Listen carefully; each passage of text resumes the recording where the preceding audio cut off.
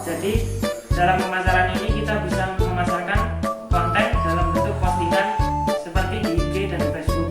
Di sini saya menyarankan IG dan Facebook karena itu sebuah marketplace yang banyak digunakan oleh orang-orang, dan juga sebagainya banyak lagi yang bisa digunakan. Terus di sini kita hanya menyantumkan gambar atau video agar menarik perhatian dari konsumen. Terus konten juga kita membuat konten seperti konten ya yang video dan gambar tadi, buat konten terus dipasarkan melalui media sosial berhubungan dengan produk yang akan dijual. Jadi produk kita di sini jamur crispy ya. Terus strategi pemasarannya yaitu melalui media sosial tadi yang sudah di awal, yaitu di IG dan Facebook.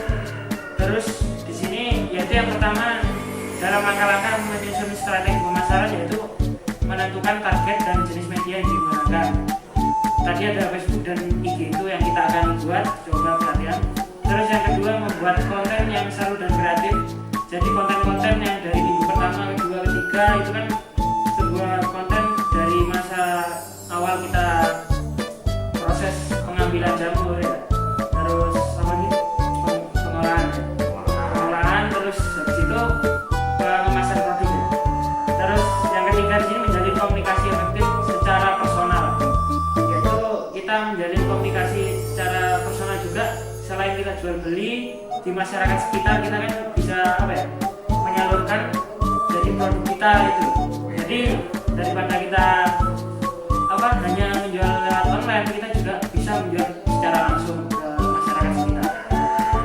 Terus di sini tujuan dari pemasaran yaitu melalui sosial media yang paling penting ya meningkatkan jumlah penjualan produk. Jadi jangkauan kita luas kalau melalui media sosial. Terus pemasaran melalui sosial media menggunakan dalam mencari konsumennya itu yaitu jangkauannya luas dan memberikan informasi yang menarik bagi calon konsumen. Dengan demikian calon konsumen akan tertarik untuk membeli produk yang kita tawarkan, yaitu jamur crispy ya. Terus di sini peran media sosial dalam pemasaran yaitu yang pertama media sosial dapat memberikan identitas mengenai produk yang ditawarkan.